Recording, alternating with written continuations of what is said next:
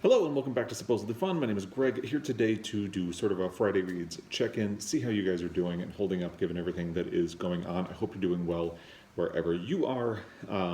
Social distancing is going well for you. I know it is crazy times. I worry about all of my local businesses. I'm sure you are as well. So hopefully you're getting through and staying mentally healthy, giving yourself a little bit of distraction, but staying up on what's going on as well. That is kind of the struggle right now. Oddly enough, for me, I've had a bit of a hard time focusing on reading during this time. I have the two books that I'm mainly working on. I'm reading Lonesome Dove by Larry McMurtry. I am doing this as a buddy read with Rick from another Kick at the Can Lit for March of the Mammoths, and because it is also part of my Pulitzer Prize project. We both have read part one. We're both really liking it. Part one of this book really sets up the action that's going to come in the rest of the book, which is sizable because obviously it qualifies for March of the Mammoths. And we've both kind of struggled over the past week about getting into part two, just because I find when I sit down and actually start reading, I get distracted or have a really hard time focusing and concentrating, and I read the same page over and over and over again. So even though the book is really great and it's just Larry McMurtry tells it's as if you're listening to somebody tell a really good story, and it's easy to fall under the spell like that, but I keep getting distracted. So Rick and I talked, and we're both going to try to knuckle under and get through part two this weekend and see how that goes. So that's the first thing I'm reading. The other one is Spring by Ali Smith for the BookTube Prize, and I started this one. I am currently 79 pages into it and have pretty much stalled because any reading energy I've had in this week has gone to Lonesome Dove, even though I haven't gotten very far in Lonesome Dove. Can't talk about what I think of it because it's for the BookTube Prize. So you're just going to have to live and wonder for now. We're getting close. I can talk about these soon. Other than that, I had started listening to the audiobook of Know My Name, and I'm really struggling with audiobooks as well because there's just so much going on. And again, it's hard to kind of focus. I found that I was listening to Know My Name and had to keep backing up and paying it to pay attention better to parts that I had listened to and not absorbed. And it was getting close to the due date, so I decided, as much as I was liking the book despite its difficult subject matter, if you're unfamiliar, actually, it just occurred to me that I haven't covered the plots on any of these. I'm not going to talk about Spring. That'll come. But Lonesome Dove, if you're not familiar, is about two cowboys who decide to drive cattle up to Montana back in the day, and the people who go with them, and the difficulties and the dangers that they face. Know My Name is by Chanel Miller, who revealed herself as the victim of Brock Turner. Brock Turner being the student from Stanford who was part of the swim team who was found sexually assaulting her, and she was only known as Emily Doe during the course of the trial. She revealed herself, and Know My Name is her telling her story. So it's difficult, but it's really good. But what I decided, since I was having trouble paying attention, was that I should just release it, let it go back, and I will get back on the hold list, and it will probably come available again sometime like midsummer. And then I also got an autobiography by Julie Andrews available on my Libby app for the audiobook. I barely started it because, again, I'm having that same problem paying attention to things. The only thing I can really pay attention to is like news podcasts and things like that, which kind of stress me out, so I can't do too many of them.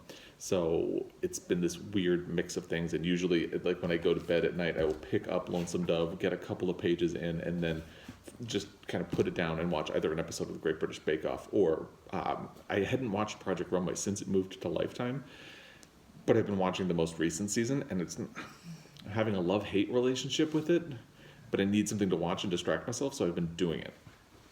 And better news for watching, we started watching the new TV show Little Fires Everywhere.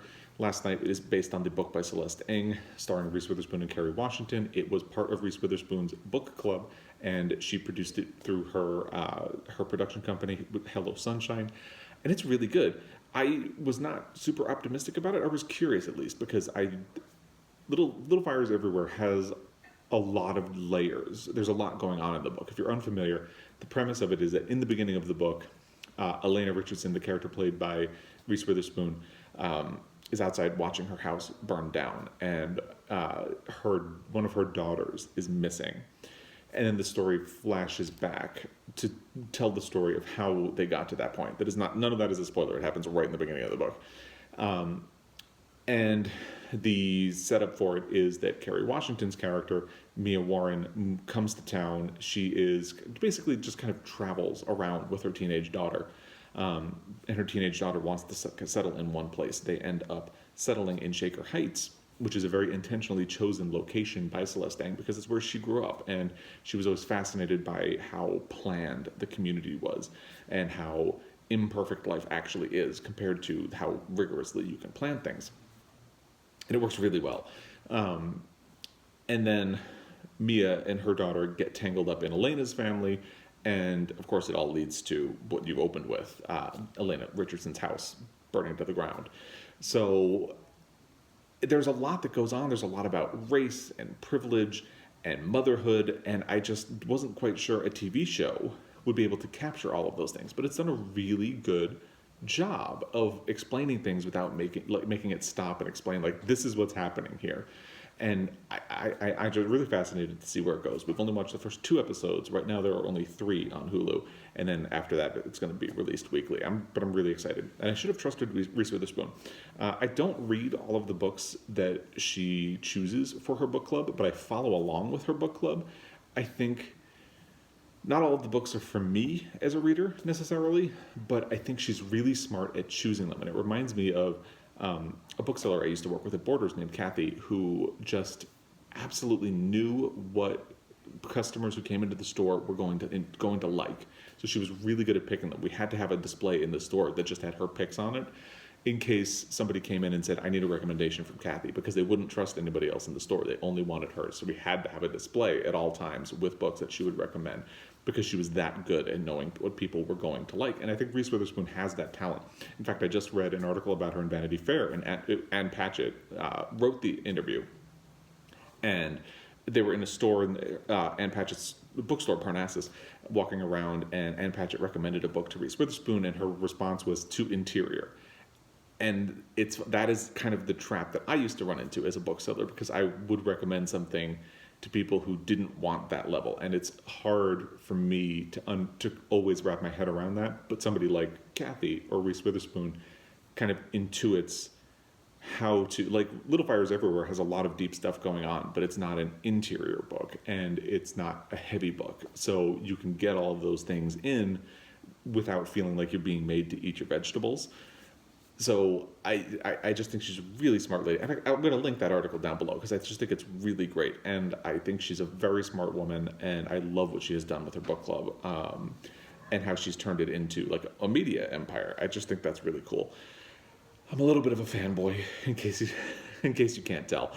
But I'm curious, because I don't really follow book clubs other than hers, and even with hers, I don't really read the books. I'm curious, are there book clubs that you follow and that you think consistently have good books, or that you kind of look forward to as well? I would love to know. Let me know in the comments down below. And in terms of social distancing, so we've been staying home mostly. Our son is he was supposed to be on spring break this week anyway, but they canceled school next week and probably will extend that beyond that. They're hopefully going to have a plan for learning remotely by next week. We'll see. They haven't come up with anything yet. Fingers crossed. It's kind of tough because he's looking at graduating in June, and he may not be in the school building for the rest of the year. There may not be a graduation, which is crazy. And it's very uncertain times. You know, we did actually get out of the house. I got a haircut yesterday. The lady who cuts our hair hadn't been at work in a week, and she reached out to us because she knew we had wanted haircuts. And she told us, look, I haven't been in the shop. Nobody's been in the shop for a week. Why don't I just meet you there? I'll hazmat the place before you get there. I'll hazmat the place after you leave, and then it'll be fine. So we, took the risk. It was actually nice to get out of the house and do something other than take the dogs for a walk or go to the grocery store to get supplies. And at the same time, I feel guilty for having done it, and I feel like, oh God, should I have done it? So it's weird, but it was like a bit of normalcy, which felt nice. So, but I also have my Keith Haring t-shirt on today to remind me that there is good in the world. I love Keith Haring. If you're unfamiliar, look him up. He was a really great artist, I think. But I would love to hear how social distancing is going for you, if reading is any better for you than it has been for me. Oh, it's been hard. I did finish Where Reasons End by by Yi Yun Lee, but I can't talk about it because, BookTube prize. And both of these are library books that would be due back, but with the library being closed, they have kind of canceled late fees, and I may just go by and drop them in the box. But in the meantime, I'm gonna let myself hold on to them since there's no urgency to get them back. But yeah, I'd love to hear what you've been reading. If you've had any more luck reading, if you've been watching things instead, if you have, what have you been watching? And let me know how you're doing. I'm genuine. I hope that you're managing to stay in touch with people, even if you are socially distancing. And I hope you are socially distancing.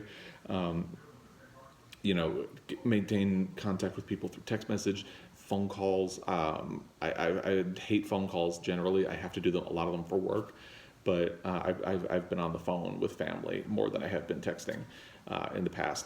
FaceTime is great. It makes you feel like you're having more of a conversation.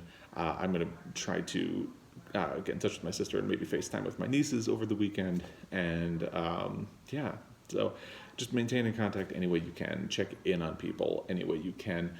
Support your local businesses as much as you can. I'm really worried about my local bookstores. I want to support them, but I feel like we're in a bit of a tough spot right now because the security of my job is shaky. The security of my husband's job is shaky. So I want to support these businesses any way that I can, but I need to be careful. So if you have ways in which you can support your local businesses, please do it.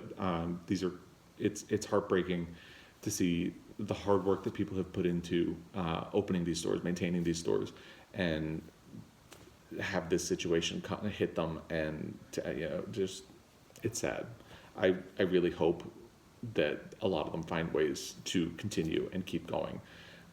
It's scary, but it is what it is. We just have to keep going and do what we can. And I've been checking in on my neighbors. Our neighbors on both sides are kind of elderly. They're both doing really great right now. We don't want to interact with them too much, just in case heaven forbid, we be the ones who bring something to them. But we have been checking in with them consistently to make sure that they have everything they need. I think that's really the way we can get through this. Just check in with each other, support each other, be there for each other in whatever ways we can. I hope you're managing that. And I hope you're not stressed or feeling anxious. There are things to be stressed and anxious about, but I hope it's not getting you down. In terms of YouTube channel recommendations, I want to recommend Ciriella. She has been a commenter. I've enjoyed her channel. One thing I've really appreciated was that when I was talking about one of the recent long lists that were announced, I said I hadn't seen a lot of people on BookTube mention the book Queenie, and she commented to point out a couple of channels that had discussed it, which I really loved because it also, on top of everything, it reminds me, you can easily get yourself into a corner of the internet and forget that there's a whole world out there outside of your experience. And I really appreciated that, and I like her channel. So I will link it down below. I hope you enjoy her channel, and I hope you check it out. I will leave it at that for now with this Friday Reads video. Again, I really hope you're doing well. Thank you for your time, and just stay well, stay brave, and let's keep doing what we do and finding pleasure in our favorite pastimes. So thank you for your time. I will be back.